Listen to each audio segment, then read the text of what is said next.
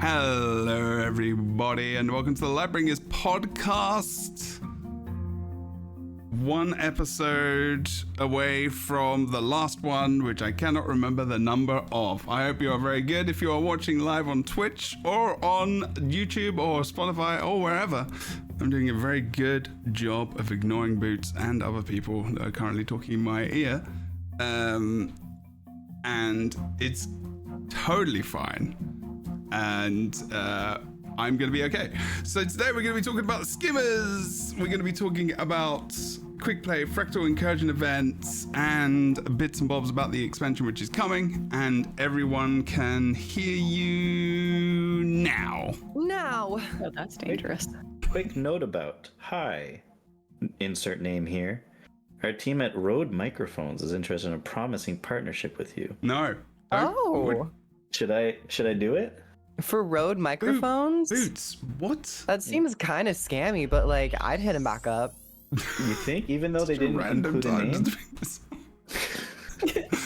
Oh, it literally said insert name here. No, it just said hi. Oh. Hi. Oh, there was no name. Okay. There's no name. Well, you get to find out about that later, potentially. Congratulations. Okay, all right. Well done on your sponsorship. Yeah. I'm totally going for it. If there is a promo code and you get anything off, I will use it maybe. Like if it's a 50% off. I mean, frankly, I've already done them more. I mean, I think mentioned them on this incredible podcast, The Lightbringers. It's already going above and beyond, right? They're getting way more than they expected to get from that email. Oh, I mean, unfortunately, this is the free promo. You did not go to Marketing School 101 as social influencer. I went to 201 Marketing School as more advanced. Yeah. So you didn't have the framework and the groundwork. So by the time you got to the 201, you were just lost. Yeah, pretty much. So, okay. Yeah. I don't even know what marketing school is now. You don't even know what marketing... Anyway. You were in an Olive Garden. There was a business meeting at like the 5th table. I didn't even do now. anything. I've not derailed us at all. It's actually... You actually haven't. Well, to be fair, Jebro, Boots you're is innocent. here. To be fair, Boots is here. So, you know. It's true. The fact that I'm allowed to be here is already... The fact you're allowed to be here. No, man. Oh, we're glad you're here. Okay, so welcome again, everyone that is here live or listening, watching, wherever you are on one of the audio sites or one of the watching sites of Twitch, of youtube.com/JebroUni, where you can watch all the episodes of the Lightbringers podcast. You can check us out on Spotify, Google, iTunes, Apple things, and other avocados and bananas probably as well. But otherwise, we're talking about some new updates to Visions of Eternity from the Skimmer mount. We're going to be talking about fractals because of the quick play and also fractal incursion event, which was fun, and introduced us to an easy to get legendary item, which is very cool. Very easy to get. Was it the most easy to get out of all legendaries, would you say? Quickest. Yeah. We'll talk about that in a moment. But I mean, okay, fair enough. First of all, you're gonna introduction yourself. You're gonna tell us what you do when you do it, Boots. That's what you're gonna do. Hi, this is my introduction myself, and I'm Boots. You could find me at World of Enders on YouTube, and I make videos mostly about Guild Wars 2 these days, or not about anything.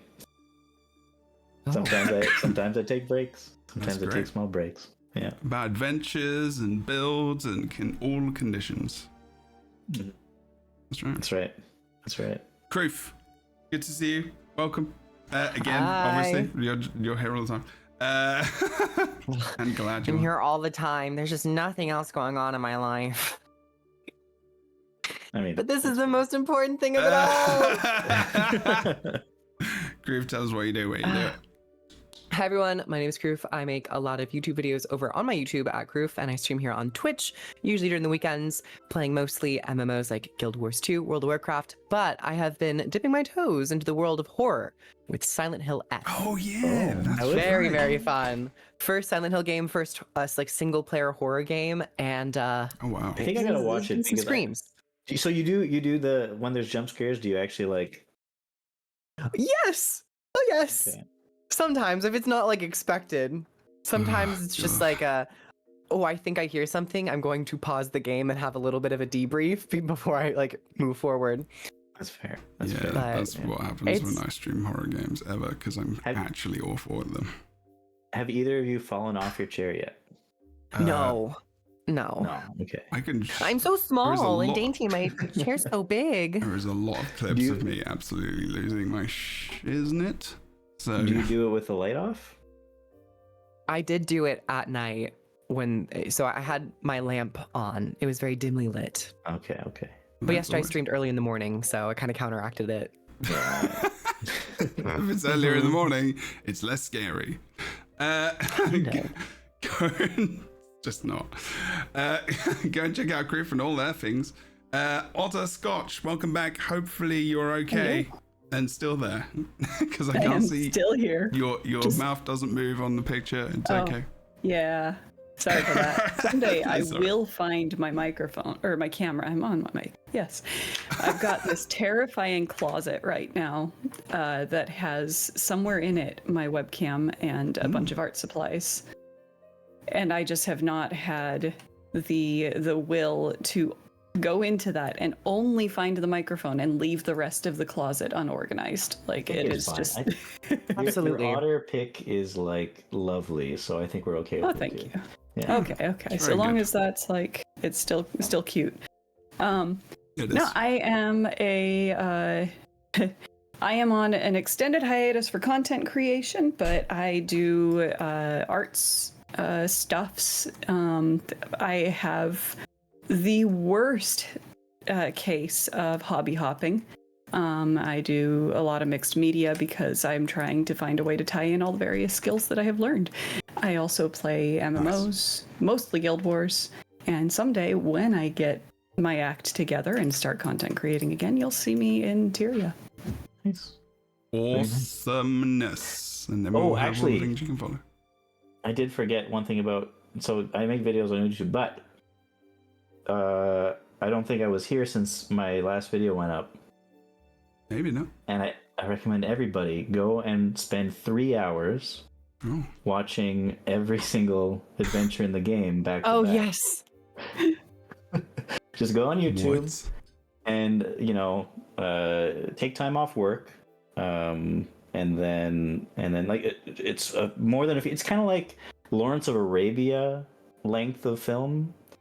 Some good background body doubling stuff. No, not background. You have to be very completely tuned in. Completely tuned in for the full 3 hours. Don't put it in the background. There's no music in it. You have to watch the whole thing. So yeah, it's every adventure in Guild Wars 2 as best as I could do them for 3 hours straight. Enjoy. Amazing. Wow. Were you ever called Boot Spur? Yeah. Why is that? Because I just tried to look up your channel on YouTube. For some reason, it wouldn't come up straight away because I put spaces in between the words. And then there's a video of me, you, Vosberg, Colin Johansson, and Tirza playing PvP in Stronghold 10 years ago, which just randomly popped up on my feed. And I'm like, I love the way the internet works. And your name was Bootspur, and you might have been called Bootspur back then. Yeah, I think I was like proud of my build back then too while playing PvP, which is weird. Weird to be proud of the builds I make sometimes. Damn, that was when Stronghold came out. Holy moly, I need to watch that. That's nuts. Anyway, that was a long time ago. That was a long time ago. Wow. I can't believe I've known you for like over 10 years now. Time keeps marching on and our friendships grow ever stronger. It's about 10. And that's the power of super glue. It is over 10 years. Yeah. It's kind of nuts. Oh. Yeah. The friends we meet along the way. But also the skimmers we meet along the way. Wow, what a transition. Are they called like Skyhawks or something? The There's nothing else. Castoran version of Yeah, Skimmer, they they're had called. a new name. I did not retain it. Yeah. Yeah. I did not watch the dear. whole developer stream. Skip through the VOD Biggest of it. how dare. But I as I was skipping through the VOD of it, trying to see what the Skimmer Skimming does, I through it. did see that the beginning of the VOD talked about the lore behind the Skimmers. And if someone here is a big fan of lore, I don't know if anybody here really likes lore. I have not caught up on this though, unfortunately. Okay. Oh, we So can. yeah, I think What do you want to do? We can talk about it, or we can read through the things, or I can let's read the ask you thing. some questions. Should we read the thing? Who wants to start reading the thing? And did the new Skimmer update splash onto the scene with visions of eternity? Lovely. I love the way they wrote that. It was actually Nick and Anders, I think. That's right. Was it?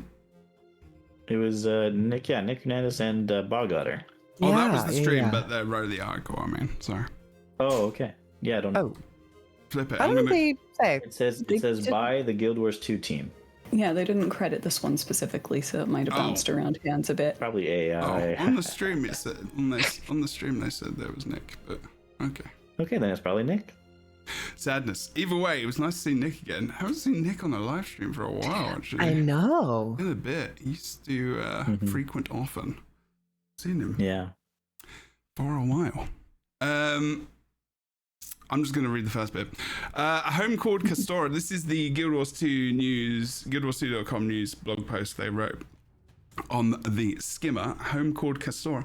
During your time in Castora, which is where we're going for Visions of Eternity, the new expansion for Guild Wars 2, you will likely, that's not in the blog post, you will likely stumble upon a new yet familiar creature that calls this island home. Wavehawks, otherwise known as skimmers. You were right, Kroof. In Elonian local parlance. I've never heard that word before. Are masters of both sea and sky. They've adapted to the island's rich energies, and when tamed, they become a valuable asset for those attempting to survive on Castora. It's a nice picture. Attempting to survive. So these skimmers on Castora can, as far as I can understand it, fly higher now, right? We're reading through the blog post, Boots. We're gonna get there. Well, no. Like, Does that make every the time. Elonian skimmers just kind of like lazy skimmers? I think from your point of view, they are technically like different mounts, but they're like under the same category. I guess in lore, they are not necessarily skimmers, but for the sake of gameplay mechanics, it's a they different are breed of skimmer, under I would skimmers. say. You could technically I say. think I would say this is a completely different creature, actually. Just like physiologically speaking, it has no resemblance to the manta-like features of the skimmer. I mean, They're to like be fair, buggy. some of the skimmers are hummingbirds. Those are skins. So it's like, in terms of lore, I guess there is a differentiation Lore-wise, between this would lore. be I like would a case of say convergent evolution. yes. Mhm. I think it's a type of. Anyway, it doesn't matter. So if it's divergent evolution, basically they're saying that they're same family. Do you want to read it? Let's say. Do you want to read it, Boots? Fine. Because then you might find out when we read the blog post about it. Which is the next section. Which is kind of Divergent wild. evolution. Unlike the skimmers that reside in the deserts of Alona, these skimmers evolved in a setting rich with ley magic that runs through root and sand. This has turned the Wavehawks into highly mobile mounts that can navigate with ease and grace over all kinds of terrain, as well as boasting some new combat and exploration abilities. Ether location, a pulsing sonar-like signal that detects nearby threats and enemies. While submerged, it also has the ability to detect hidden treasures throughout the waters of Tyria. So, throughout the waters of Tyria, by the way, I think they mentioned, this is one of the things I caught on the things I was skipping through it. It's going to be throughout Tyria, not just in the expansion, like with the Warclaw. The Warclaw, like the sniff ability, you get treasures throughout the expansion maps, but nowhere else. Sounds like this guy is going to find treasures throughout the waters of Tyria. Unless they're kinda lying in their blog post, yeah. Or online, too, yeah. Yeah. No one lies online. No. Everyone is truthful. and everything makes complete sense and is there's logically always true and proven. always just a case of like weird defining of where Tyria is. True. Yeah, it's not. You can't do That's Waters the of thing. Cantha. Yeah. What's the next one? Slipstream boost. Increase the base speed of the skimmer for a set duration. During this time, using the hover skill also increases the vertical height gain of the skimmer past the previous limits of the cost of stamina. And then water jets commands the skimmer to fire a set of projectiles that damage enemies and heal allies. When it's held, the ability will continue to fire up to its max ammo count. Which is displayed in the picture below. It's cool. Okay. Nice. Very cool new color updates for the skimmer abilities as well. It's much of like a darker blue, darker purplish hue. Yeah. Yeah. Yeah, Nice. I agree. In contrast with the more colorful kind of, I guess, surroundings, so you can actually see it more, I suppose, as well. Fair. Yeah. Criff, do you want to read the next bit? Training your skimmer? How you train them? Training what you do? Oh, not your how. skimmer. I don't know. How? Well, once you unlocked, you will learn to master the skimmer's new abilities throughout your Castoran adventure. For those with the previous skimmer masteries from Guild Wars 2 Path of Fire, you'll see a boost to the existing masteries to take your mount to new heights. Advanced Hydrodynamics grants your skimmer the ability to dive underwater. For those who already have this ability with skimming the depths trained, it will also increase the base speed of the skimmer as well as grant temporary stealth when diving into and out of water. Castoran Intuition unlocks the skimmer's ability to use Aether Location while also enhancing the barrel roll engage skill. This enhanced version of the skill allows for multiple dashes without dismounting at the cost of stamina. When it's held, the ability will activate its dismount portion of the skill. Convergent Evolution unlocks the skimmer's Slipstream Boost and Water Jet skills. For those with the Ride the Wind trained, it will further increase the aerial ascent power of Hover High while Slipstream Boost is active. And Riptide Rider grants your skimmer the ability to ride ley lines and updrafts both above and within the water. Cool. Alongside these enhancements, all versions of the skimmer, regardless of the mastery acquisition method, will also be getting base level updates. Players will now be able to dismount the skimmer in midair and can mount it in combat with no mastery training required. Which Sounds isn't like that quite different from like the other? Like you can just combat mount whenever? Well, Warclaw could do that, and so could Skyscale.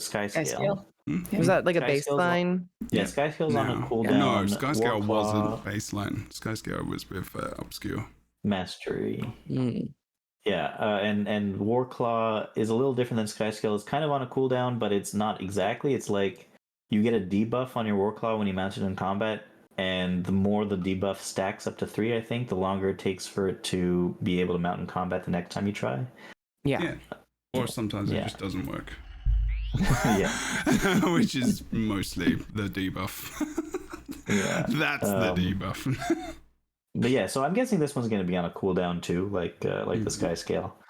But it doesn't say you could dismount it in midair, which is nice, but it doesn't say you could mount it in midair, which I kind of would have liked. Yeah. Oh well. Oh, that is a good point, actually. Yeah. Okay. What are you gonna do? You already have 2 other mounts you can mount in midair. I was gonna say, yeah, like they don't want to make. I think the point is that they really just don't want to make it like one mount to rule them all, kind of thing. Well, that's what the Skyscale kind of is. Yeah. I actually know somebody who uses the skimmer instead of a glider every time they can, and being able to mount midair would just make their day. Yeah. Oh yeah, that's true. But then they'd use it for everything. Everything. Can't have such things. So one thing that's pretty interesting about this that I enjoy the idea of is that it's getting these bullets, right? Kind of like the Skyscale fireballs. Yes. But water. Yeah. But water. And so they're healing and damage. Mm-hmm. They're water balls, exactly. Good point, Kroof. Water balls. But I was thinking that that means that, like the Sky Scale, perhaps we're gonna get new adventures that are like the Sky Scale. Well, I'm thinking the Sky Scale. You know, the Sky Scale. Of course, you went to target practice ones. The Sky Scale target practice adventures. Honestly, the Sky Scale target practice adventures are probably my favorite adventures. Pretty good out there. Yeah, I enjoyed that. And so if we get, I was worried that because the Sky Scale themed adventure only happened in the Sky Scale themed expansion, that we wouldn't get more of those Sky Scale target pack adventures. Maybe we're gonna get it. Maybe they're gonna be similar to those with the Skimmer. So I'm looking forward to that. Nice. Yeah. I think that's an easy connection to make and kind of improbable. So thank you. Yeah. Good job. Yeah. Low hanging fruit. Hold on that prediction. Low hanging fruit. And you pick it. Pick the apple. I got it. It's delicious. Num nums. So I'm gonna go to some of the streams so we can actually see some of these things in action. So the barrel roll is the heal as well, right? Isn't it? Yeah. Right. It's your Or just engage barrier? skill as it is right now. So- Barrier is for the jackal. Jackal's the barrier, yeah. Yeah. Okay. So when you barrel roll at the moment, what happens is that you dismount and you heal. So what it is now is you have three. I can't remember if you have three. Do you have three endurance sections on your bar at the moment? Anyway, I can't remember. But No. is it two for the Skimmer at the moment? Base? Yeah, I think so. It's actually one segment. Oh, is it one? Mm-hmm. Yeah, it's all Yeah, one. because the hover. Oh, yeah, it drains However, slowly consumed rather it slowly, yeah. than right. Okay. Mm. But so it's got three now, and I'm assuming that's with when you get the masteries going. And you can just barrel roll as long if you click it, but if you hold it down, you just come off straight away. So you can barrel roll like 3 times, and I think Nick said you can do it almost 4 as it's like kind of reloading up. You can get 4 almost in a row, which is kind of cool. And you can heal people, but you can also heal them when they're in down state. Yeah, which is kind of percentage. which is cool. Yeah, that's nice. But it Now diminishes the question over is: time. is there going to be a new achievement in the game called "Do a Barrel Roll"?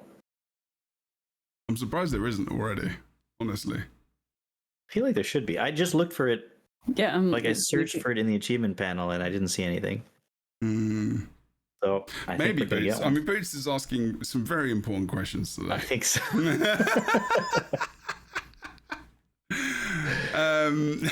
Oh my god! I mean, Amazing. I'm still disappointed that in End of Dragons for fishing achievements they didn't have the masturbator achievement, but Missed opportunities. somebody much to was ask for, I fighting for suppose. it, you know. yeah. Oh, Maybe well. in a future political one. Who knows? They really could have done it during Gemfield Wilds, the amount of time they were True. talking to each other around debating tables. Anyway, I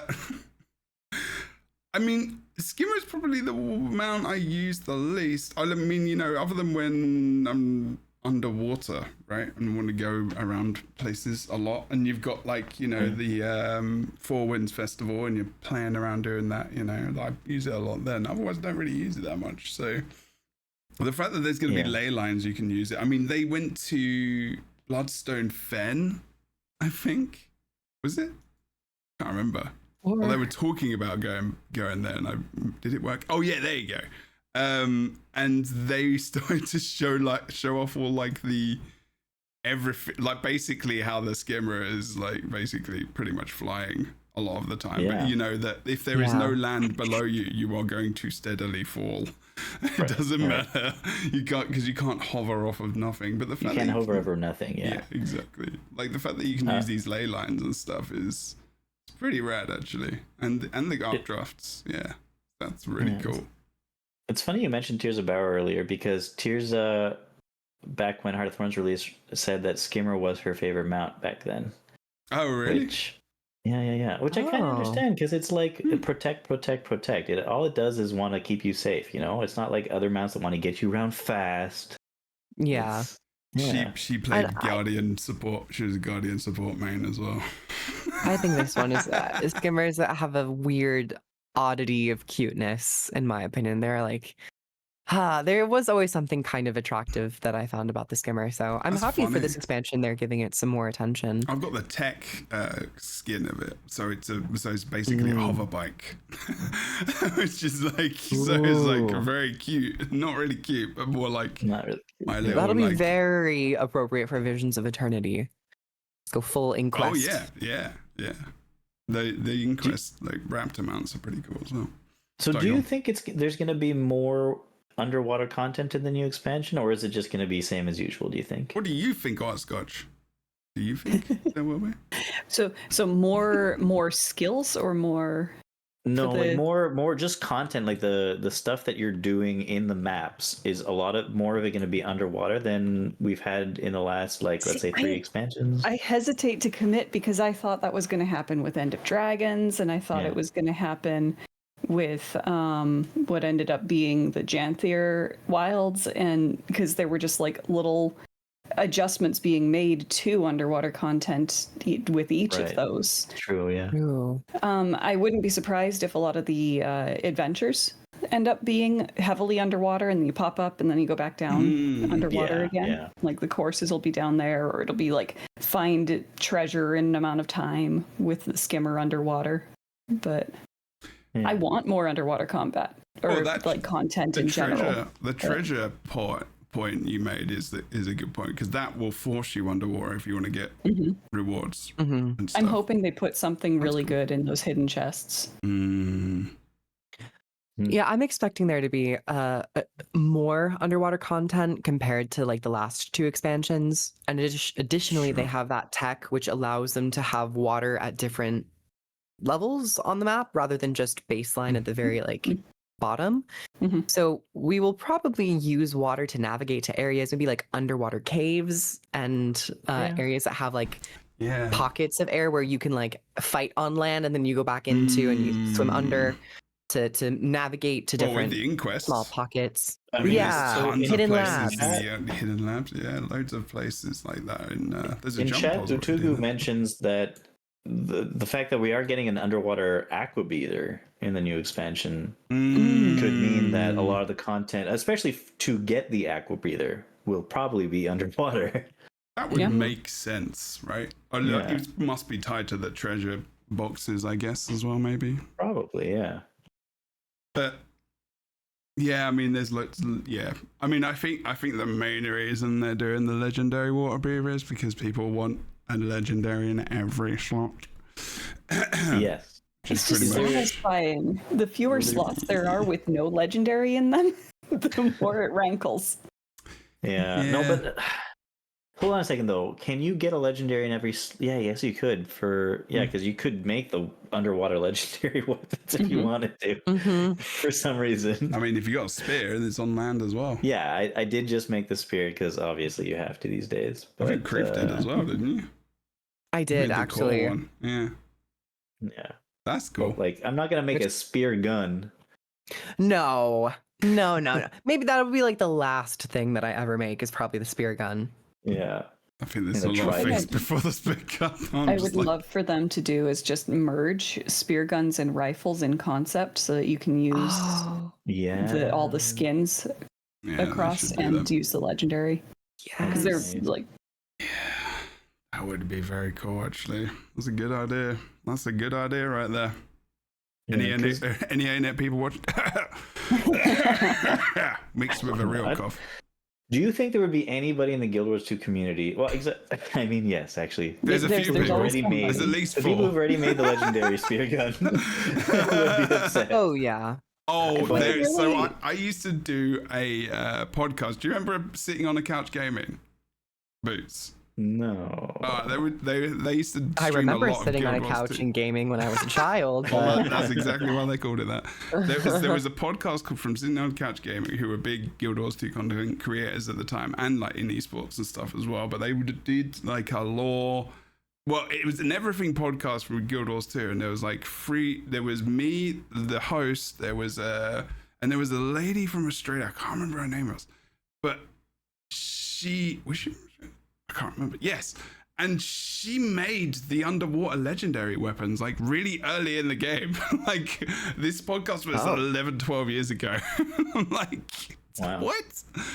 They just really like them. So there are definitely people who have them. If it was really early in the game, though, I feel like there was a time back then where the limiting factor in a lot of the legendary weapons making them was actually the precursor.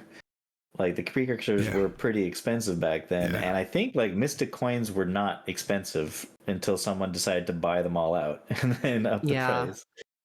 So I remember that happening. yeah, so I think probably making a legendary like spear gun would be not that expensive. If I'm guessing the spear gun precursor is not that expensive previously even. Plus, there is a kit where you can make all of the legendaries from the event. I would assume because it says. Oh yeah, you wanna segue back to the event now? Oh no! I was just. I mean, that would have been a good way to do it, but I think we can talk more about the Skimmer. That's the problem. Yeah. Okay. I mean, the Skimmer is cool. Like, I mean, it's obviously the amount of this expansion which is coming up. It makes sense with where we're going to Kastora. There's lots of water. It's going to be cool. I think one thing that, just as I saw them going in and out of stealth, the feedback they got from players, apparently, according to Nick, was that when you're going from water to land or land to water, there is really, you kind of hit a wall in terms of mobs and enemies, because like you might just jump into something very, very quickly and then all of a sudden you're dismounted. So they wanted to have a smoother transition between water to land, and actually hover land to hover / flying. I think when you approach and go up a ledge, you're going to stealth rather than just not, because it gives you the player a better transition because they're not going to be jumped on by enemies, etc. With some feedback, so that's why they kind of included the stealth, which was a cool little fact to talk about. It was nice. Actually, Nick had some wild facts. It started talking about pirates as well, like because it was on Speak Like a Pirate Day, and gave us some knowledge about how like pirate accents and just didn't exist at all, because it was just people who were from around the world, and there was some guy when they were making films about pirates who created this accent, and that was a thing. I mean, that's the same with the entire pirate aesthetic, like clothing wise. That was all Nathan Pyle. Yeah, my understanding also is that like the British accent doesn't really exist either. It's just all from movies as well. There is interesting history with American accents and British accents, and how, you know, they evolved. The American accent is more close to how people talk back then compared to the British. Yeah, the Southern American accent. Yeah. Oh, yeah. Texas. Yeah, honestly, the entire island of you know, the UK is all just an affectation. It's an oasis. Yeah, it doesn't actually exist. It's fake. That's why I'm here, because I had to leave fake land. Anyway, I don't know what I'm talking about anymore. Chicago accent is the best.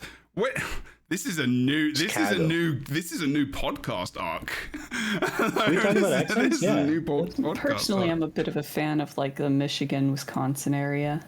You guys, I don't really know about you, but like I really like the Valley accent. Like Valley girl.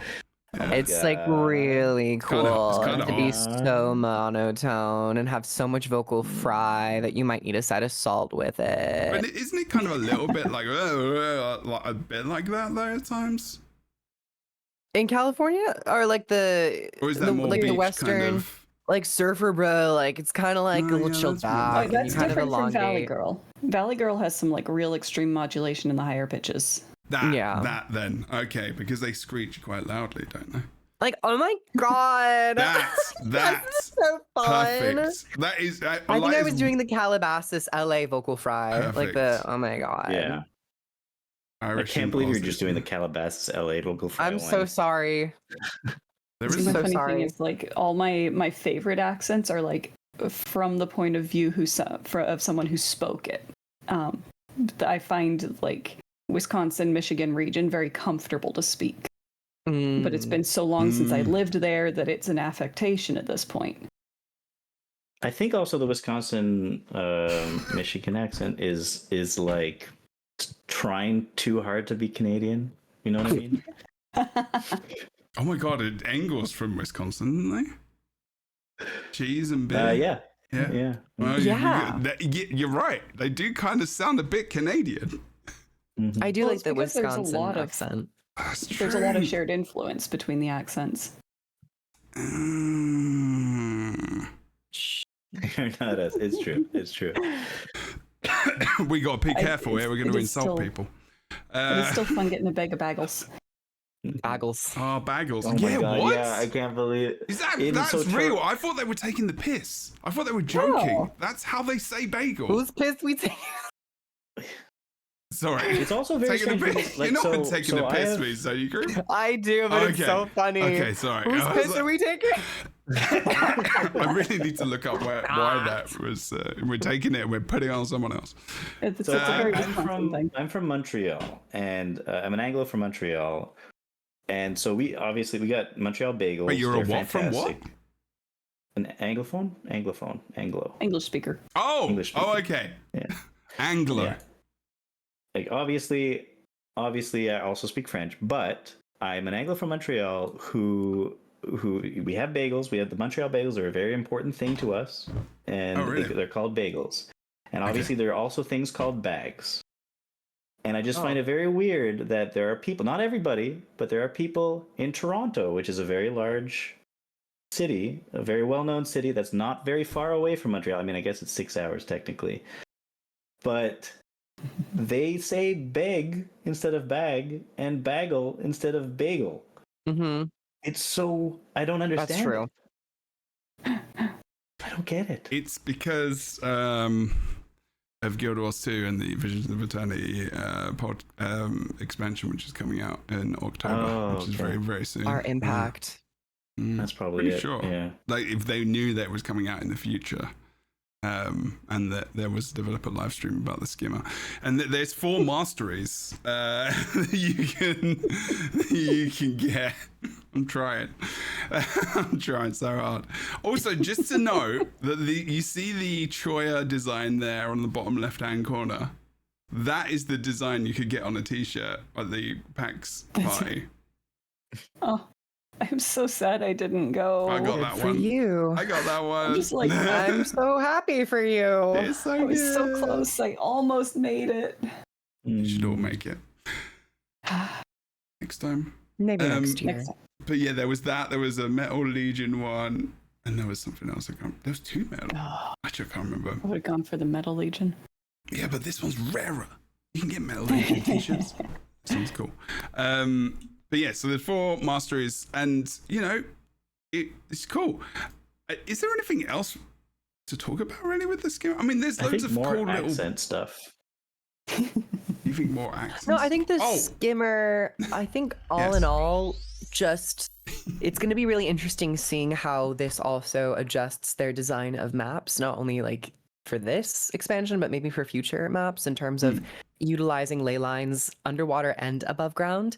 They showed it off in the homestead where you have one ley line going underwater and above water, and it's like this really cool transition. So I think that it's also going to be interesting to see updrafts underwater, which are just like slipstreams maybe, and all that type of stuff. So I also wonder how far down the water zones are going to go, because if I'm not mistaken, most underwater areas are like, you know, they're pretty shallow. You can go underwater, you can dive a little bit, but it's not like multi-layers. But with having The only underwater times that you traversals, actually- Core Guild Wars 2 is more in Core watery. Guild Wars 2, you have Frostgorge some Sound and areas where there's like a single like well. Basically, you go down to go deep to like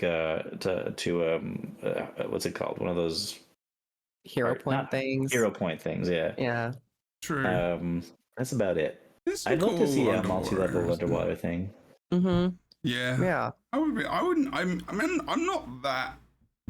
Underwater combat's fine. I think I find that actually kind of fun. Well, that's I it. don't mind With the Skimmer, you're not going to be doing underwater combat, and that's the only way that it makes it appetizable. I thought that was very unique because, you know, in other MMORPGs, when you would be underwater, You'd just be like in World of Warcraft. You just, when the animation came up to do the ability, it was just the same, and then you stood in underwater. It would just stand up. Just standing, and Yeah, and then they changed it so your legs were independent from your body, and your legs were still swimming, but your animation above was just doing the same thing. So it kind of just looked really weird. Yeah. If I could change one thing about underwater combat, it's that I think there are certain weapons that would work there, like daggers and swords, and maybe like a staff. Yeah. I guess you have that trident staff. It's like kind of the same thing. But people often say how underwater combat, well, it does feel different because they put that extra time and care into all the animations and stuff. The skill set is a little more, condensed and limited because of that. So maybe just open it up a little bit. Yeah. They also kind of didn't they remove most traits related to underwater combat also? Underwater weapons. So like, it does feel like you're abandoning a lot of your build sometimes when you're going underwater. Yeah, there are some utility skills that can't be used underwater as well. So the mechanist can't be used underwater. Yeah. Yeah, the only thing you can use underwater is the bomb. Is literally the mech like bomb thing. That's kind of funny. The thing about engineer when you go underwater though, and you use turrets or you use other things, like they change because they've got little bags which keep them floating and stuff. Like when you use supply crate and shit. Really fun actually. Engineer underwater is actually really fun. It's one of those really like well-designed points that does make it feel so intentional. Oh yeah, absolutely. Like Ellie as well, with all like the cages underwater and stuff, which are really really cool, and like the heated, like elemental kind of flame bubble which floats around and stuff. Skimmer has a couple of those cage effects as well that are really satisfying to see. Yeah, it's really cool, and you can see like the big. So when you're a guardian, you've got shield, you get the whole bubble, right? You get the whole bubble rather than just like this, because it is just a whole bubble animation. It's just cut off because of the ground.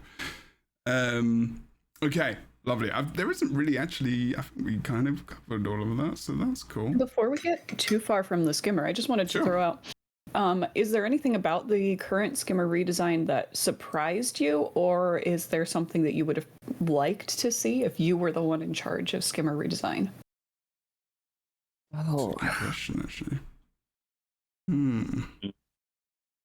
Kind of like two questions there, but I haven't really thought about Skimmer that much and just been like, I guess the one thing that I kind of would have liked, this is in the realm of like a different type of mount, is like you could have like 2 players on each of the wings of the Skimmer, so you could like use it as a multi-person mount, but just to at least carry them somewhere. But a new multi-person mount would be awesome.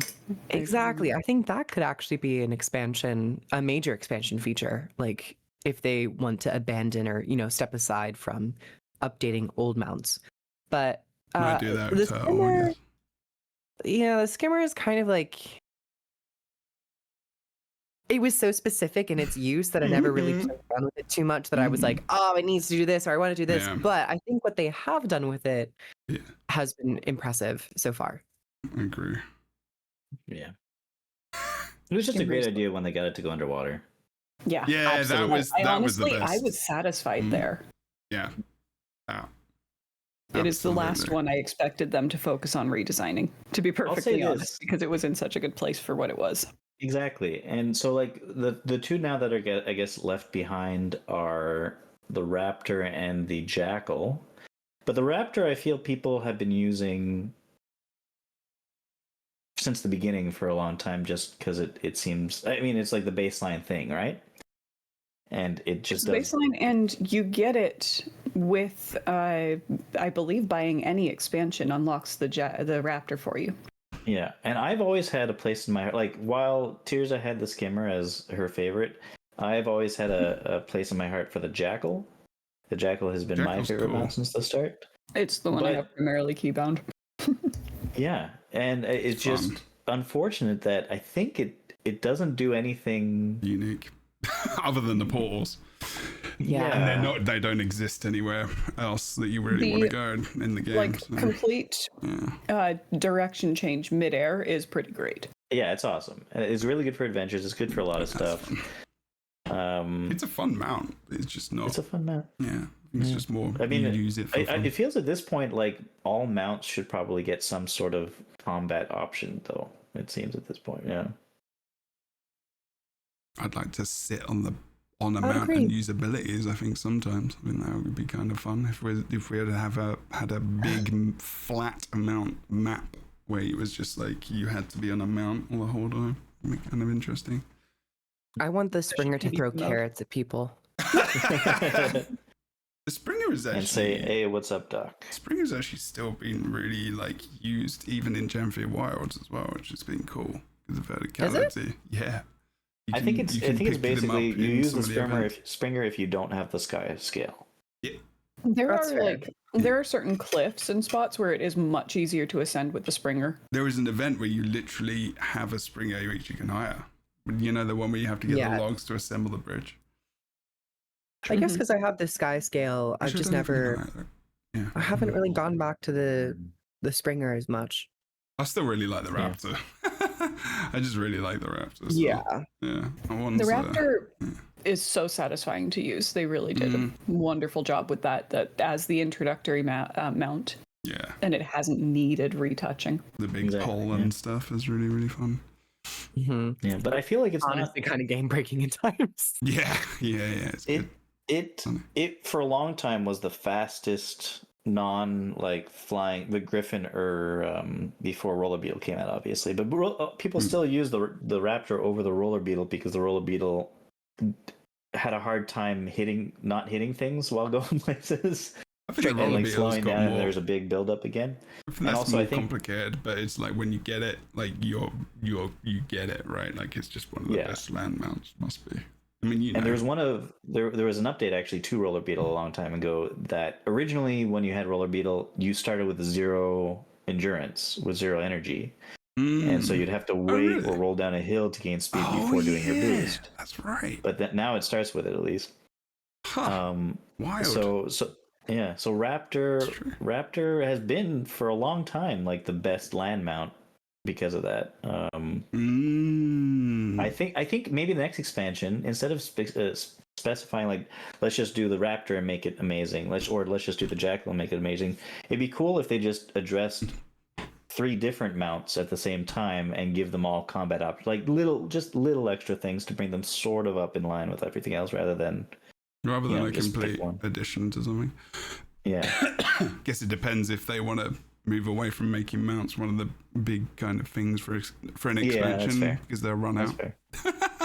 Unless they made new mounts, which to be fair, they've still got some redesigns left. I really do want another way, because Jackal and Roller Beetle are currently the only 2 that don't have another way to get them as of now. So finding a way to, because you get the Springer through a really random section of Cantha. What about the Griffin? That's true. Oh yeah, and the Griffin. I can see them keeping really specific and special though, because of how it was introduced. But the Jackal is just a heart in Path of Fire. Mm-hmm. That's true. Yeah. Can you hire them anywhere? I think so. Jackals? I don't know. Oh yeah. Only adventures. Place. You could hire it for the adventure in Halloween. Oh really? Oh yeah, that's right. Yeah. Okay. All right. Yeah. Fair play. Well, yeah, I don't know any other thing I'd add to it. I mean, I already think that the fact that you can heal and I think Boots said it earlier, is like kind of the supporty kind of it hugs you mount rather than like the speedy swift kind of running around mount. Is a good way of kind of describing it as well, which is, I don't think there's anything else I would add really at all. I think they always just do such a great, I think they just surprise me every single time they do anything with the mounts, to be fair. So I forget, for this mount redo, are they increasing this, I know you get a speed boost button for a certain amount of time. And do you know how much faster you go with that? They didn't say a specific thing. They just said faster, I think. Okay. I think that was just faster, like a third extra I don't even know, because they go. So skimmers go faster on 7 times. The Reader Geek says in chat. I think it's definitely 7. Zooming. Very much so. Because they obviously go faster when they're on water. So there's land speed, water speed, and then there's the boost speed on top of the faster speed on water. So there's 3 speeds, I guess, technically. But I don't know how much faster. So they're not updating the baseline speed of it then. No, I don't think so. I don't believe so. Okay. No, the only baseline is just mounting in and out of midair or combat. Wasn't there something about it going faster over and underwater as base? I think they already. Oh, maybe under. Or is that with the one with the charged ability? There are, I think, if you have both masteries, they will further enhance things like underwater speed. So if you have both of the underwater masteries, instead of just, canceling the other one out, it will actually just give you a little bit more speed while you're traveling underwater. Okay. Yeah, it's the mastery. Yeah, unlock the skimmer's slipstream boost. Is that what that is?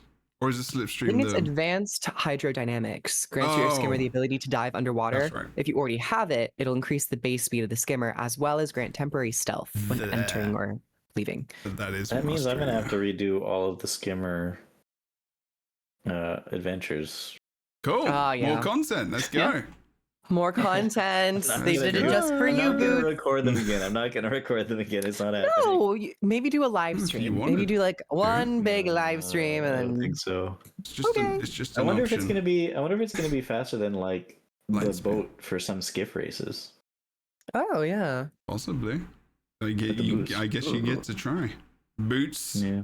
Boat versus skimmer in Visions of Eternity. I think they shouldn't do that though, right? They shouldn't make it so that a skimmer is. I don't know. I don't think it'll be that fast. Yeah.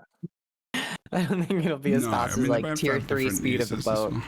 Yeah. Okay. Okay, I think we're going to transition into fractal stuff, because why not? Or quick play, or whatever. I guess the big question is: Are you yeah. cutting out just for us, or also for the stream? I think for everyone.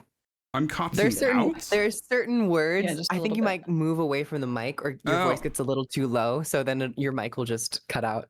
Yeah. dear. What we heard Words there at a was. time. Right now, I think we're gonna move on to the Oh, stream. okay. That's weird. But Maybe like, it's it's Discord. fine. Context clues, we get it. Yeah. Maybe it's maybe it's Discord. Maybe I've it's got a little bit of a Maybelline. frog in my throat right now. Oh, kiss it. Oh, kiss my frog. Oh. I mean, if you insist, Jebro. What? Is that a euphemism or something that I missed? I don't know, everyone. We can make it one if you want to. Okay. I 7. mean, if you've been watching Apothecary Diaries, it is. Oh. Kinky? Excellent anime. Highly recommend. Very funny cinema. Oh, okay. yes. I was like, that's so familiar. Yes.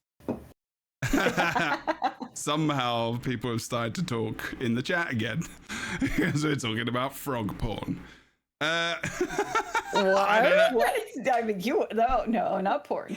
Oh, I would love a frog mount.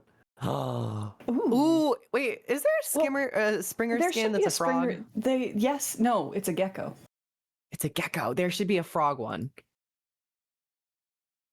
Anyways. Cool. I agree. There should be a frog one.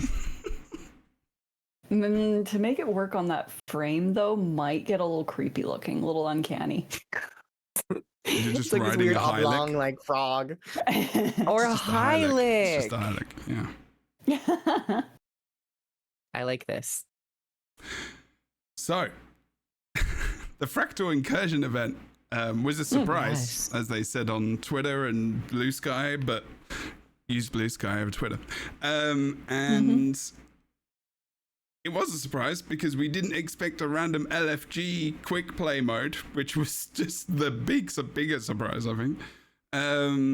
As well as an event which is called the Fractal Incursion event, where you can basically run around, do events in the open world, kill a boss, do fractals, gain awesome rewards, and the easiest, probably, I think, legendary in the game, or the quickest at least. Legendary gloves within. Honestly, it was also the easiest.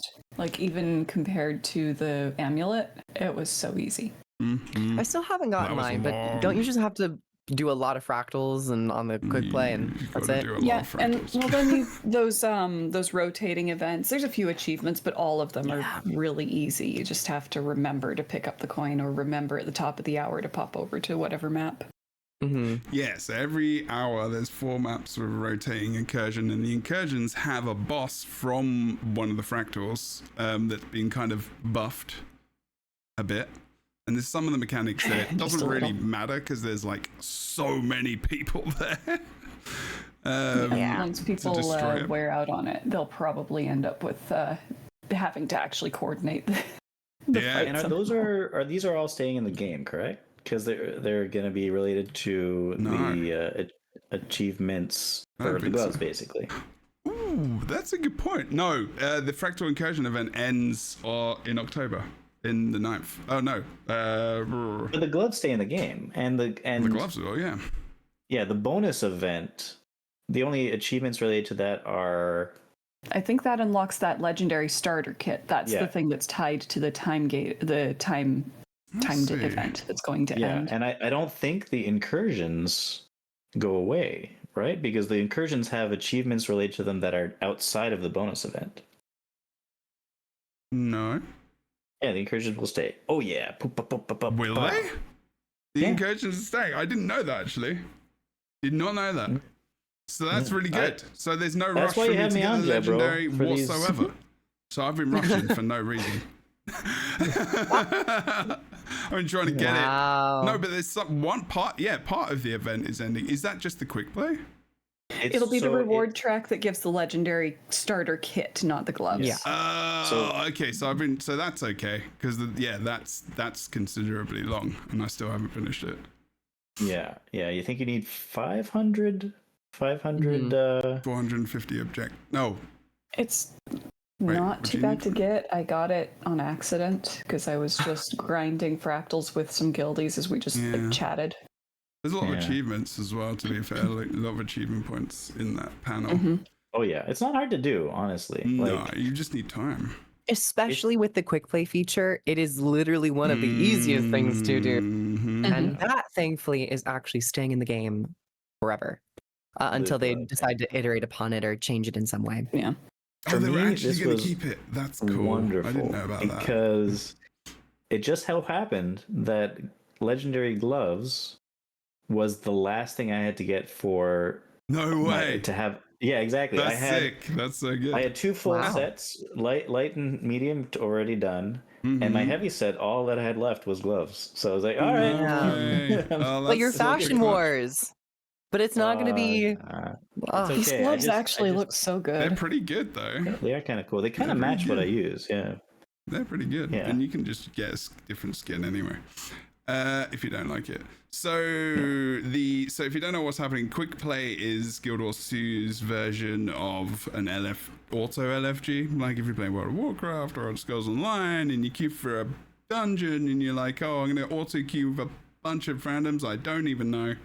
And then it does it. It's just I think the UI for it will definitely be updated at some point. There's like a loading bar. like loading. I think a lot of these UI features are temporary, and they're going to have more of a finalized version. Sure. I feel like the fact that it's so buried within the looking for group thing also is something that needs to be looked into and changed. I really hope the banner there that lets you say I want to join Quick Play. That is true, yeah. But I think my ideal version of this would be its own UI window, not like contacts and LFG, but like an actual PvE adventure guide tab, because we have something for PvP, we have something for World versus World. Having something that's dedicated for PvE where players can just go and quickly hit the button to Just you up. instant stuff, right? Yeah. I would love all this instant for stuff. for dungeons as well. Yes. Yeah. I think that would be amazing. They should definitely just just have the LFG over for dungeon story modes easily, at least. Yeah, I agree. Yeah. Quick play, yeah. Well, Especially for quick play new going players. for dungeons. I think you could go to For at new least tier players, 2 in sorry. fractals. I'd say Maybe- tier 3. You say tier 3. I think it's starting to get a little wishy. Like, Is there more like mechanic heavy stuff though?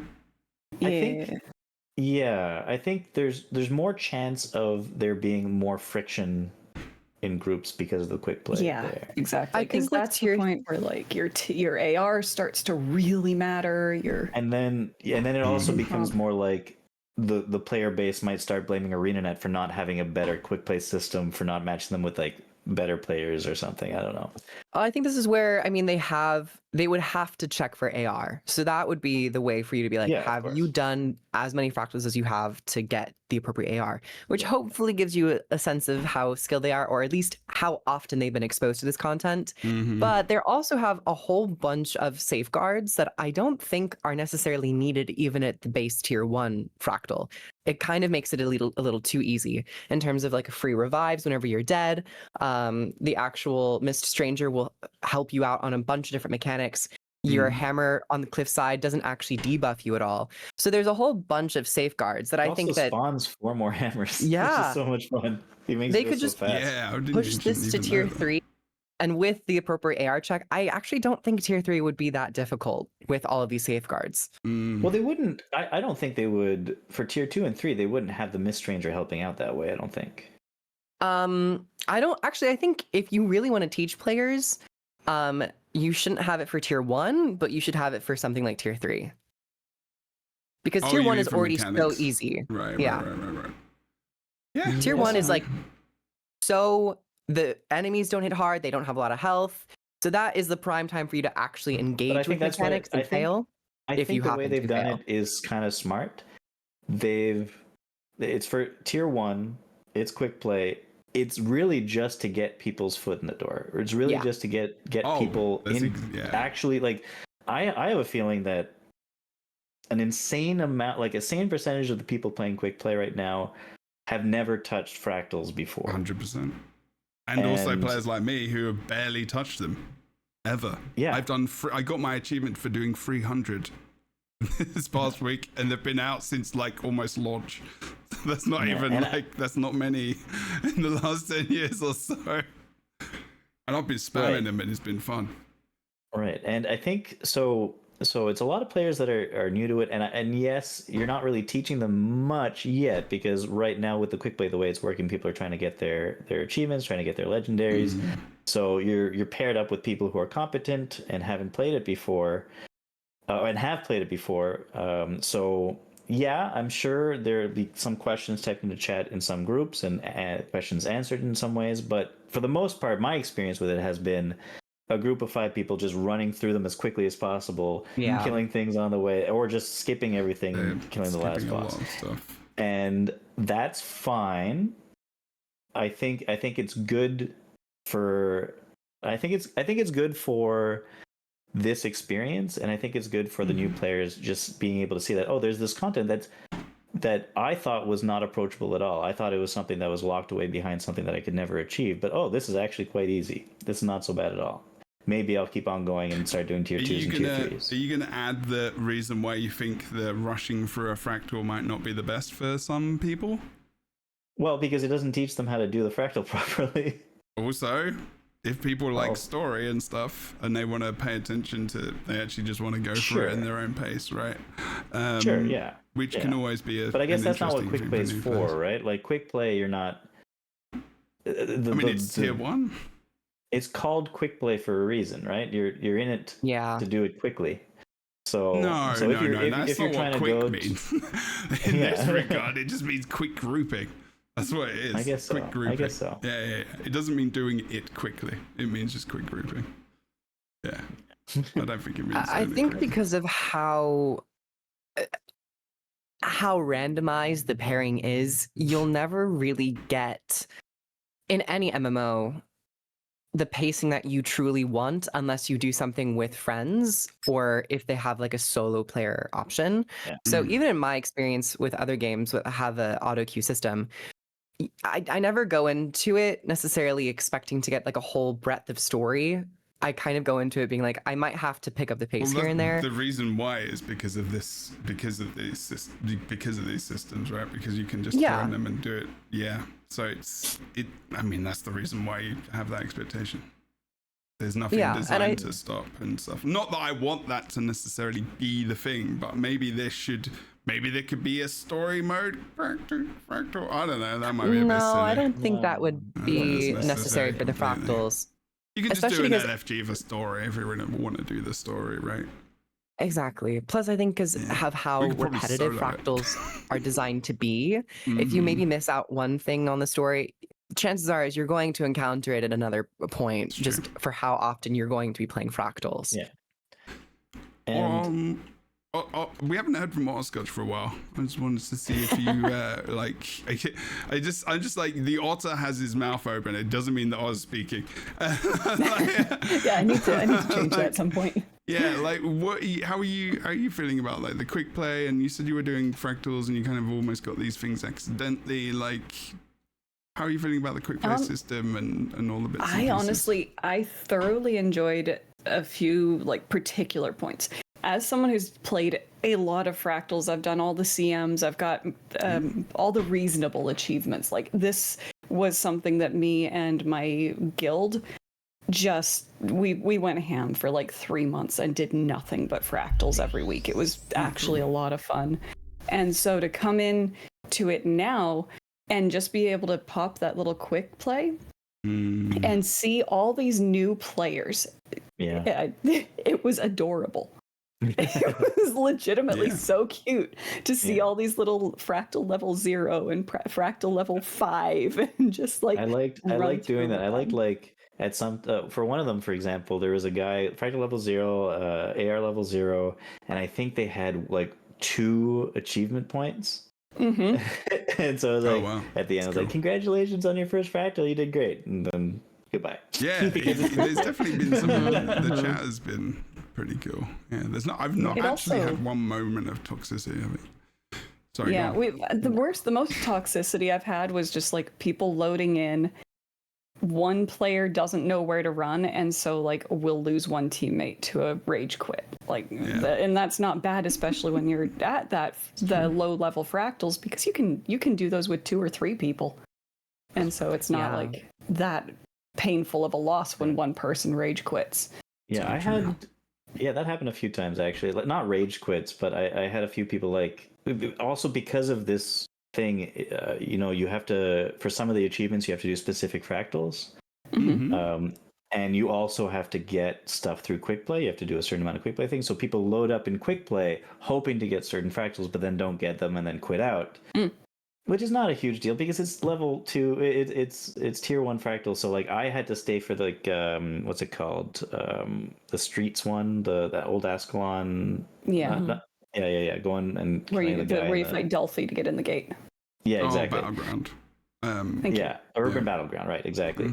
And so 3 out of the 5 people quit out, and the last guy was kind of new, and he was like, "Can we do this with just 2 people?" So yeah, let's give it a shot. And yeah, it is doable. That's cool. Yeah, I mean, not all of the tier 1 fractals are actually in the rotation either. Yeah, that was kind of frustrating to find that like some of the ones you needed for achievements didn't actually pop up in Quick Play. I think that it's not a bad idea. Pop up, but it's just. I don't think they do. No, not all of them pop up in Quick Play. No, it's a smaller pool. Yeah, the Quick Play rotation's pretty small, and which I think is a. So there's an achievement for like I think it's called like the old school ones or something. Bring back something about the oldies of the things, Swampland and stuff. Yeah, Swampland's one of them. There's Nova Reactor was one. Oh, I'm thinking of another set of achievements. There are others that. Oh, that's interesting. Yeah, you have to progress. You have to progress through the stages. Yeah, you have to progress through the stages to get extra achievements as you continue through everything. Oh, I didn't know about those achievements. Yeah, and I think that having like that selected pool for the quick play is totally fine and is even good because it pushes people to put up in LFG the other fractals that you need for achievements. I just wish it were better communicated, and I can't say how I would communicate it better. I just wish it were. Yeah, it doesn't say it anywhere, does it? I think even when you highlight LFG, right? You just have to run quick play for And like realize 2 hours to realize that it's not just like that they're everyone weighted, did. it's that they don't turn up at all.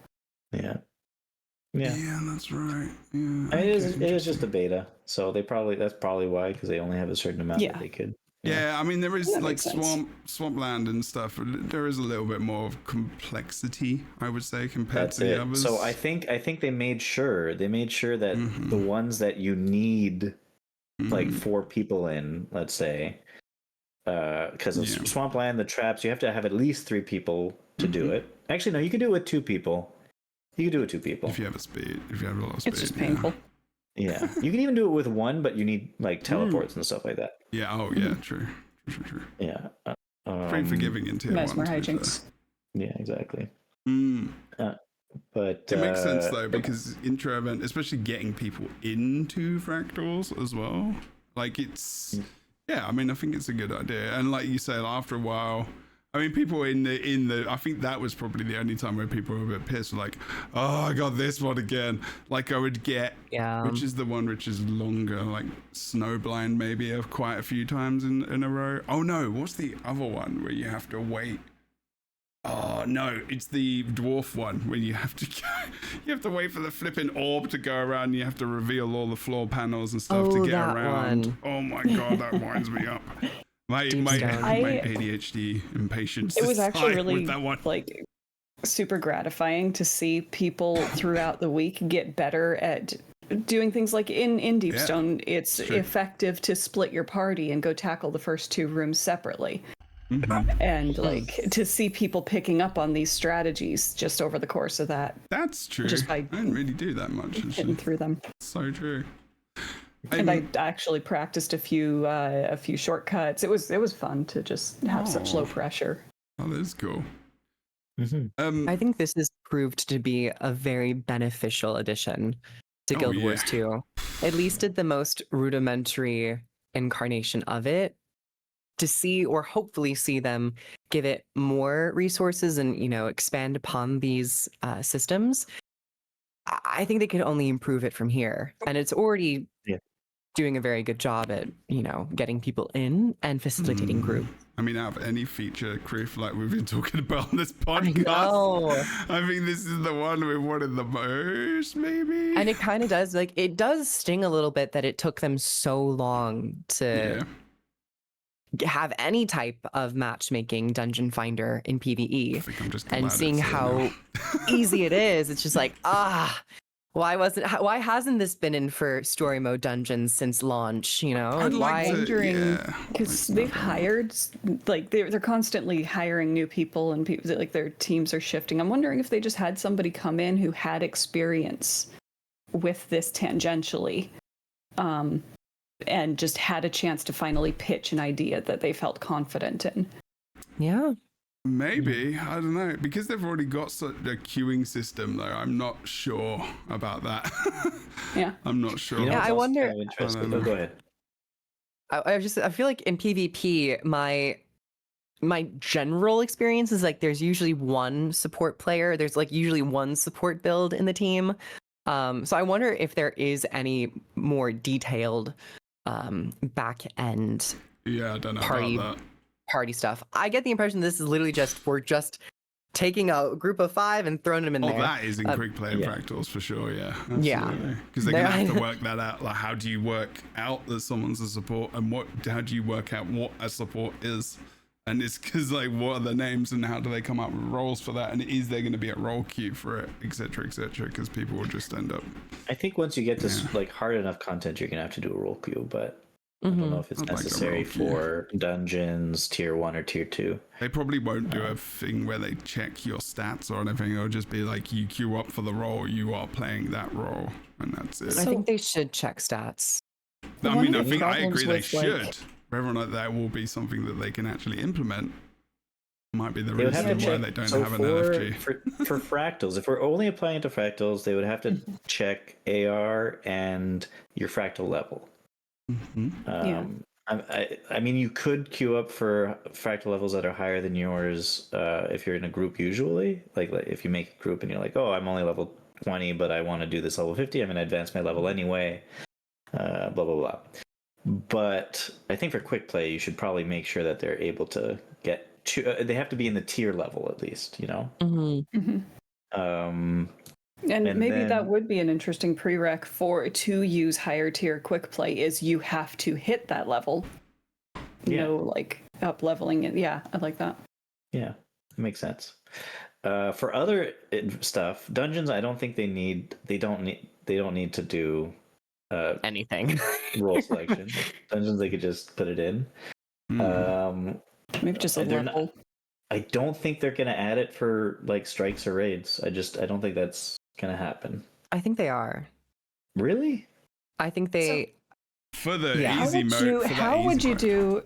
Because in Guild Wars, the roles are a bit more complex than just like I'm DPS, I'm support. Like you have to say I provide alacrity, I provide.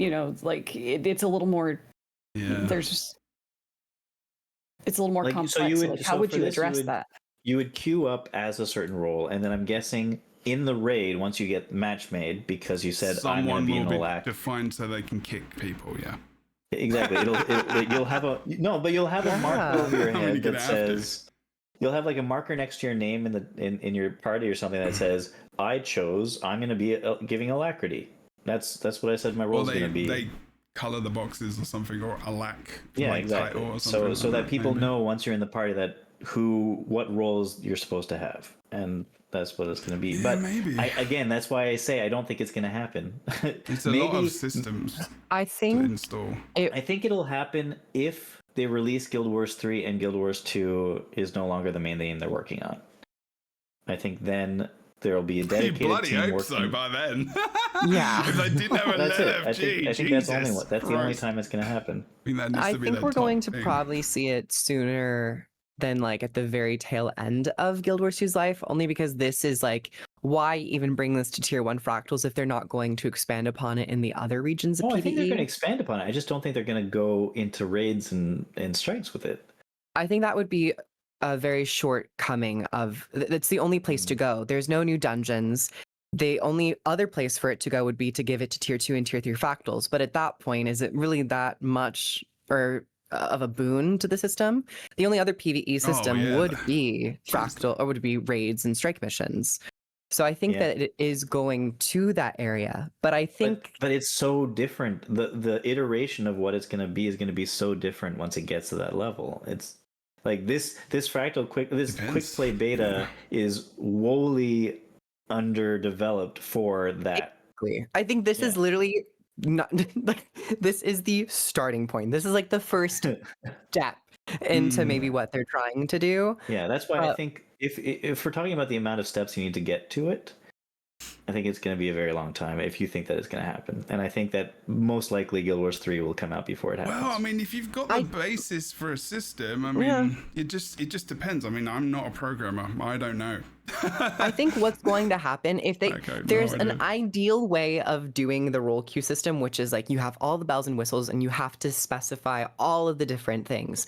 But there's also the other route where the quick play version of raids is much more streamlined and padded in the way that the fractal system is, where maybe if you are in there, you don't actually have to worry about alacrity or quickness. You just have to worry about damage, healing, and doing the mechanics.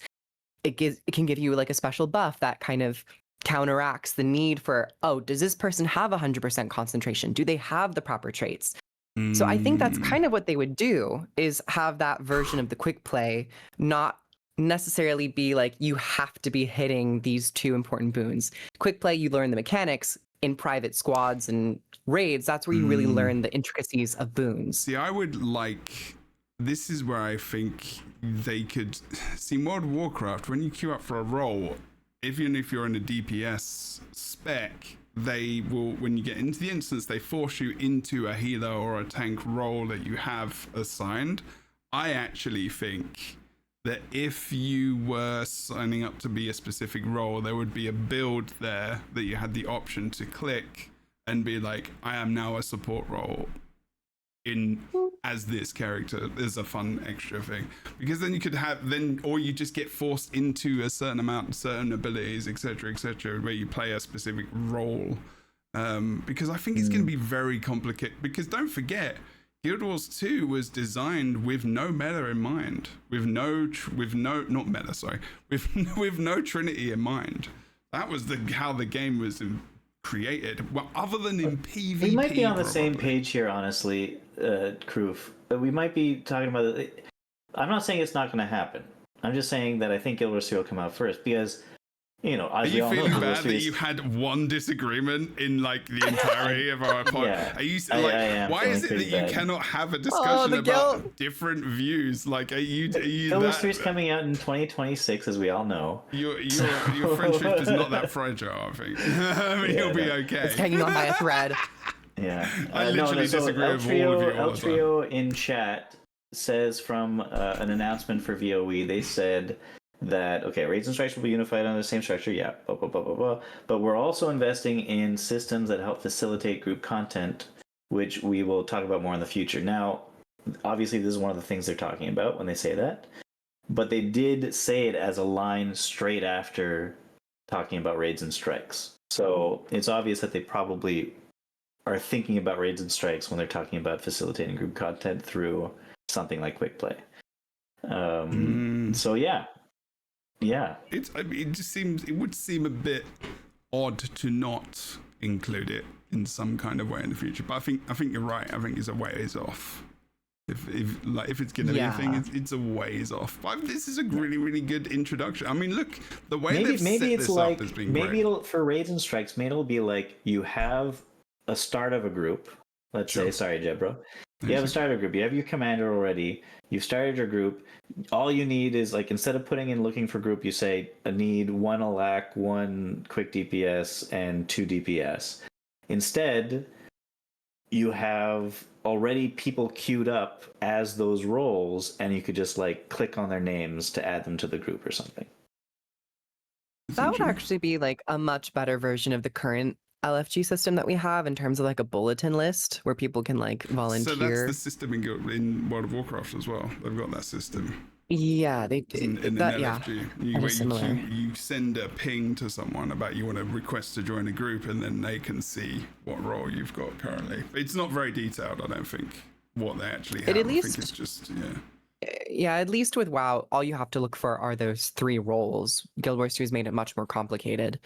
But that wouldn't be like a bad feature, just baseline, aside from the Quickplay aspect. Actually. It gives you like gear score and everything. It gives you details of what they actually have. And so, like, obviously the better players with like really good gear score or whatever, just somebody who has like good stats, or at least legendaries, maybe you can see at least legendaries. I don't know.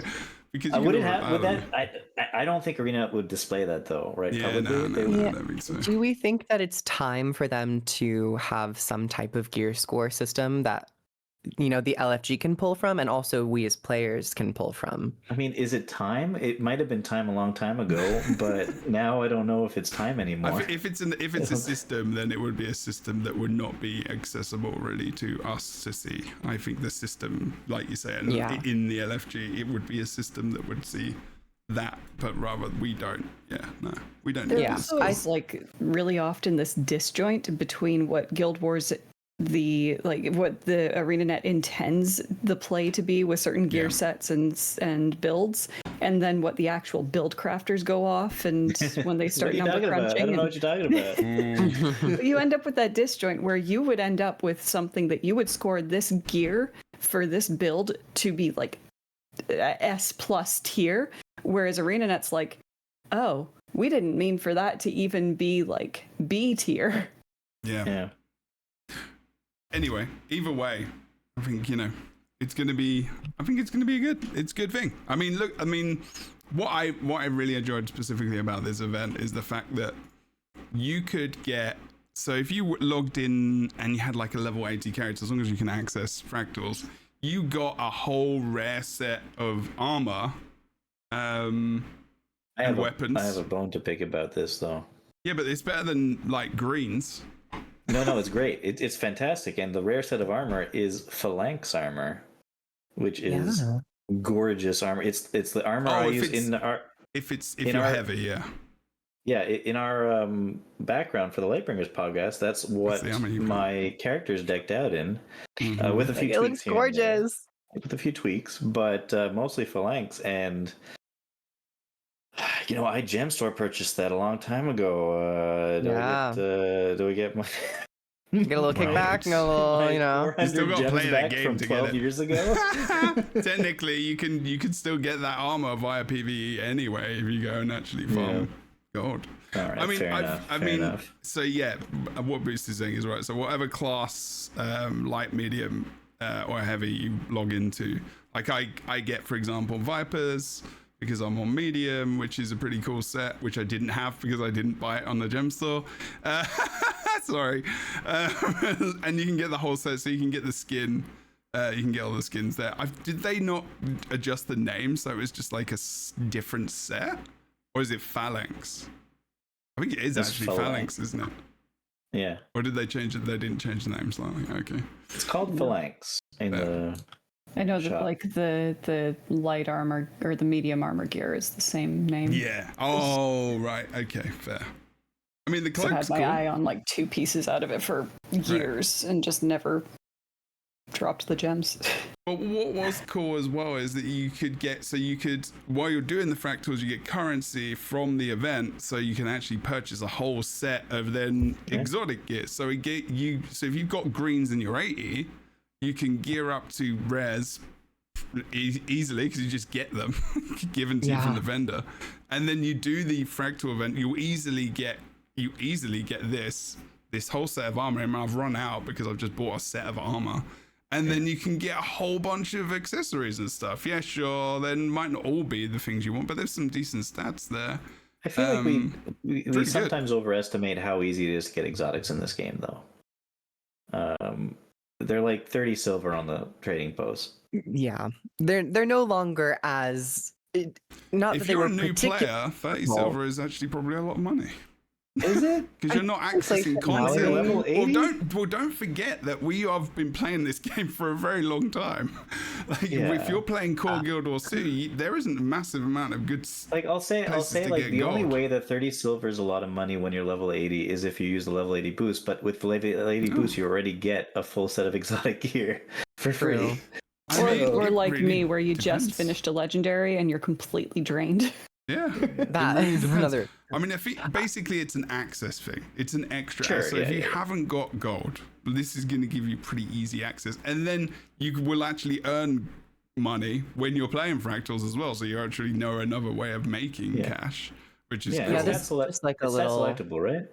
No, It's no, what? Sorry, it's not. No. It's I not think it's stat selectable. celestial. Okay, so it's just like if it was, I think that would be like the one cool thing is if it was I'd stat prefer that. selectable.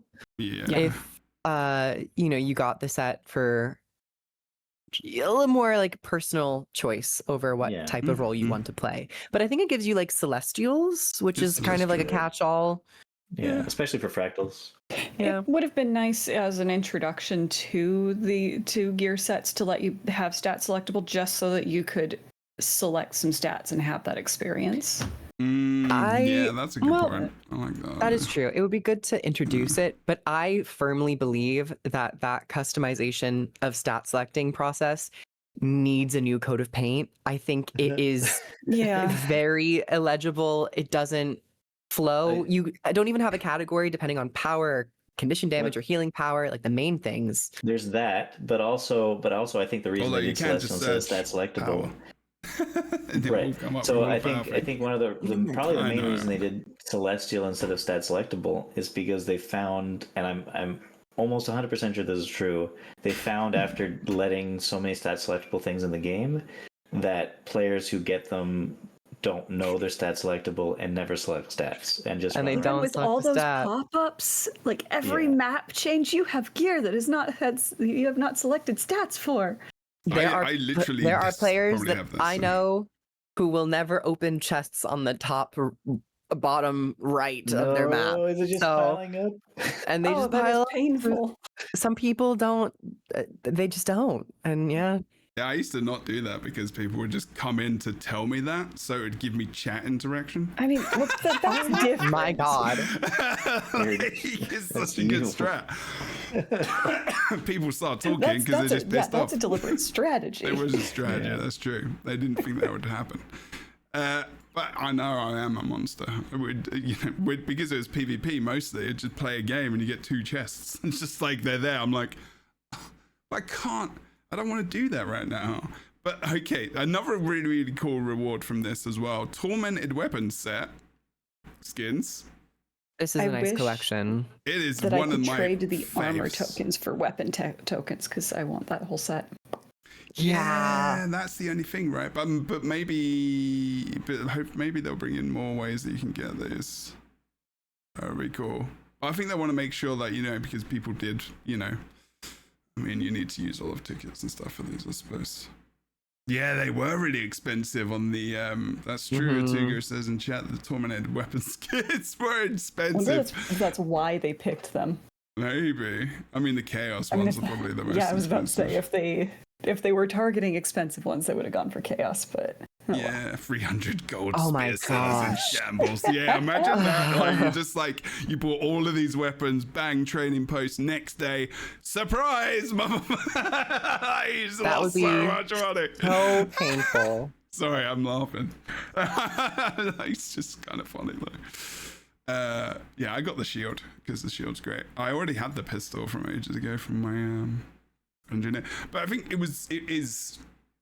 I mean, this event has got me logging into Guild Wars 2 every day to play Fractals, even if it's just been one to get the daily. But I've pulled been me out of a break. Yeah, I think this is one of the most solid, like, gap fillers between not just expansions but between patches that they've ever done. I actually think this is like one of the best ones. Because so many, towards the end of the summer, start of the new, getting us into the expansion. I actually think this may have come around because they delayed the expansion. Like, pulling it even up. It's flipping wild. I hope that they do this for like a dungeon event as well. And that's how they integrate a story mode dungeon stuff. They'd need a I got goosebumps. reward overhaul, but not much more. I think rewards really are just the thing that, because I loved the dungeons. They're just not worth the time right now. They could be like the same time return as fractals are on gold. Yeah. Yeah, I mean, that would be another podcast probably. Yeah, like we always say, all of the things are. Also, there is a bit of a story as well behind this. There's like an instance you can go to, like Fractal Incursion conference thing, which has got and Frode comes back as well. Who's there? Oh yeah, assistant sub-director Ranu as well. I can't remember where he's from. So that's been pretty cool. I had a young child under my table for a while there. I'm sorry. Oh, that's the part of their job. Yeah. And the Miss Stranger with the most random voiceover I've ever heard in Guild Wars. The voice they chose for the Miss Stranger is a choice. It is unexpected to me. Shall we talk about the Miss Stranger for a second though? Because they've revealed who he is. Yeah. Wait, have they? Yeah. One little bit of lore, yeah. You find it out. Oh, just about who they are, not like their name or anything. Yes, their name. Yeah. Yes, their name? Wait, where? Yeah, is it at Raza? the end, once you've gotten your gloves, he says, "Oh, by the way, I'm Raza."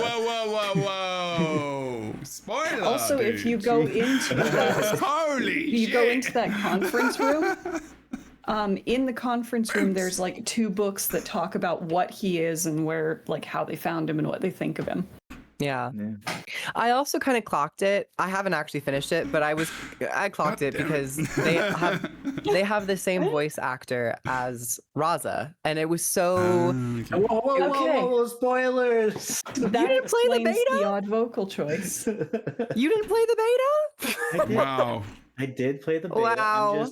I also said spoilers 7 seconds ago, and Jebro got mad. But you're allowed to do it. I didn't know Well, that's the what it spoils was. have so already been now, spoiled. you I are was just spoiling. elaborating Everyone's on spoiling it. Okay, fine.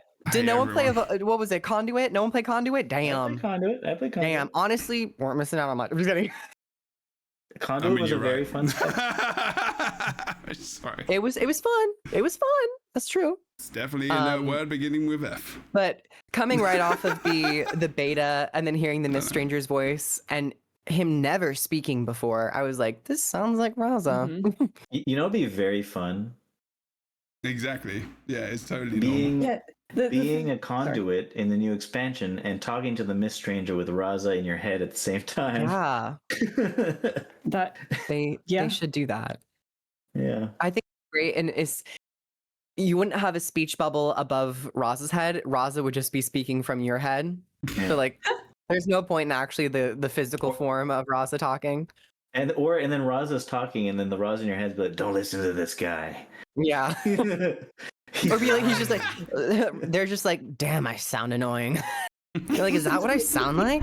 Yes.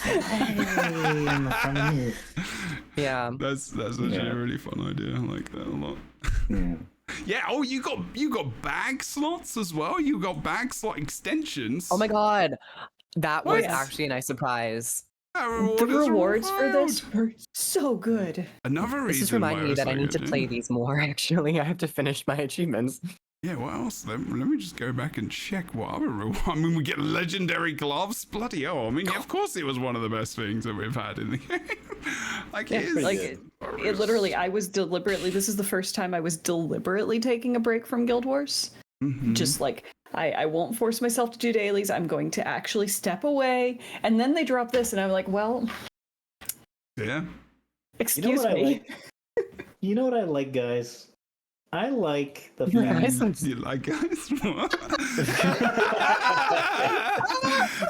I was there as well. It's okay. you know what I like? You know what? fact I like guys. that This is I a don't, wild time unless to I'm do it, living in but a bubble sure. here.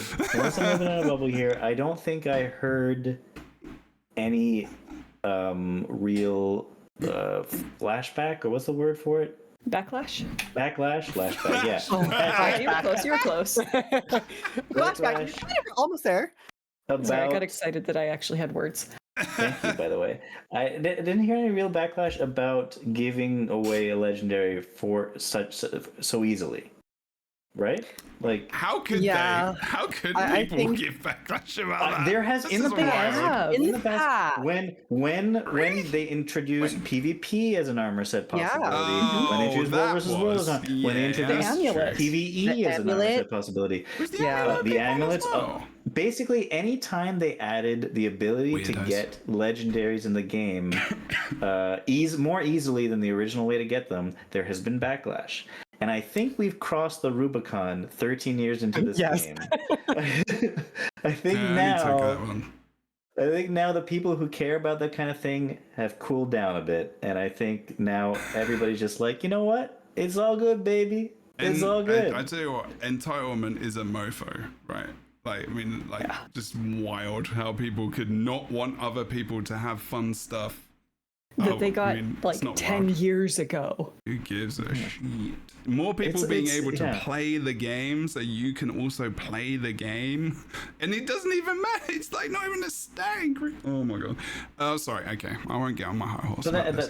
that's what I was saying, though. I think it hasn't happened for this, and I think it's because as many different reasons. Mm-hmm. One of the reasons is I think we're past that in the life of this game to care about that kind of thing. Yeah. Especially because it's only one. It's a set of gloves. It's not like it's a full set or anything. Yeah. But yeah. I think in general, we have so many legendaries swimming around. It's no longer, I mean, it's still very precious, but I don't think it's as much of like a coveted item in this game where people would like be posting it in map chat and being like, oh If my you've been god, I playing finally for- got Twilight. And it's like, yeah. If you've been it- playing for a while as yeah. well. Yeah, because you probably got the stuff. If you played the content in the game from the beginning, you've definitely got a legendary's worth at least, or 7 by now. yeah. I think legendaries are now more so a personal journey rather than a sign of like social Prestige. status. Yeah, Yeah. social prestige. Yeah. Just like, whoa, wow, cool, that exists. I forgot that exists. Maybe I'll go make it. But it's not the end of the world if I don't. They also give you a ascended accessory with plus 10 infusion. I believe that was the same as the previous fractal reward. That one's been in a couple of times now. Nice. Okay. Which because I think I had one already in my bank. Okay. I like it. It's great because I did want to have another fractal build. So. Exactly. Other than that, I think generally, yes, good. Keep them coming. Give us more beta events where we can actually play content which is new or like, we want to get people into. I mean, that's a really good idea. I'd also say if you're going to add a new PvP map, just put it into ranked because I can't play it because no one wants to play PvP. So that's another thing that this quick play. Oh, push. What this quick play that was the other thing which also got added. showed me is that like the difference between the match finding in here and the match finding in PvP, just like how quick the quick play is because there's a ton of people queued up for it versus PvP. No one plays PvP anymore. PvP really takes bad. a long time for various reasons. Yeah. Obviously, yes, also the match finding for it is more intricate, but it also just Yeah, I mean, the thing is for the new push mode is not even in ranked, so this is the thing. It's unranked, which is like. I was able to play a few rounds of it, and I actually really did enjoy the new push mode to the point where I'm like, I think they should take a page out of Overwatch's book where players not only vote on the map, but also the game mode. So you'll have like 2 conquest maps and you'll have like a push mode. So if people decide they want to do the push mode or, and it'll be like a randomized. So if one person voted for the push mode, I don't know. Maybe it's a little bit more shaky. I mean, in unranked, sure. I mean, that works in unranked because the thing is, there just isn't that many people playing PvP nowadays. There just isn't. And there's already a lot of people that may or may not go AFK at the beginning of a match because they lost the first push. Yep. I feel like there might be more people going AFK in that case just because it's push instead of conquest. Like if they get pulled into push when they didn't want to. Yeah. At least it'll be over faster. Yeah, that's true. It'll be over really fast, because push ends really, really quickly, which is the saving grace of it. And I really think they need to advertise that more. I don't think people, because it's a tiny little box that you tick and the unranked thing, and I don't think it's already ticked when you go into PvP. So I don't think a lot of people even know it's really exists. For the unranked, they should just have it to where you don't have to check those boxes. You just automatically queue up, and then people will just vote on the types. I think that's what they should do. I think that's a really good idea. Aside from ranked, that probably is the best thing to do. I mean, because you can't really progress your reward tracks at the moment unless you play ranked. It's annoying.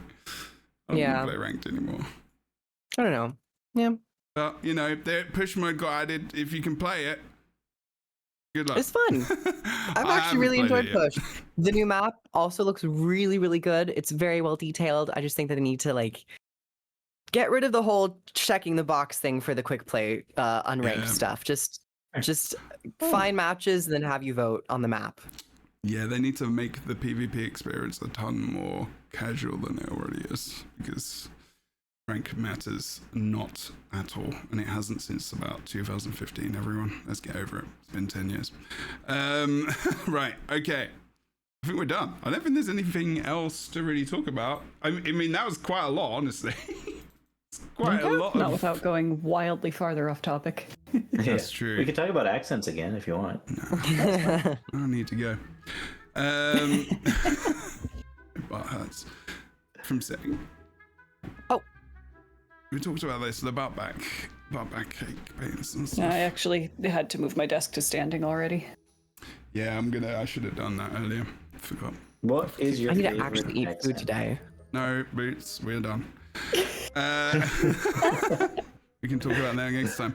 Wait, what's the date of the expansion release? Oh my god, my brain. The 28th. Oh my god, it's in a month. Yeah, it's in exactly a month. Oh my god. Yeah. It's the 28th. Wow. I just realized for Halloween. We are 1 month away, chat. 1 month away. It's the spooky expansion. Right. So that would be 28th. I want a proper spooky expansion. If you wanna see- I am still 4 like weeks sad Tuesday. that Biora was not spookier. Oh, yeah. Yeah.